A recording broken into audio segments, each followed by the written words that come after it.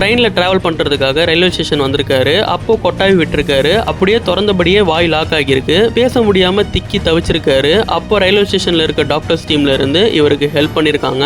இந்த விஷயத்த பார்த்த உடனே ரொம்பவே பயம் வந்துருச்சுங்க. நான்லாம் ரொம்ப ஓவர் திங்க் பண்ணி எப்படிலாம் யோசிக்க ஆரம்பிச்சேன்னா, இப்போ இவர் ரயில்வே ஸ்டேஷனில் இருக்காரு. ஸோ டாக்டர்ஸ் வந்து ஈஸியாக ரீச் பண்ண முடிஞ்சுது. இப்போ இதுவே காட்டுக்குள்ளே ட்ரெக்கிங் போகிறோன்னு வச்சுக்கோங்களேன். அப்போ இந்த மாதிரி கொட்டாய் விட்டு லாக் ஆனா என்ன ஆகும்னு நினச்சி பார்த்தேன். சோலி முடிச்சு.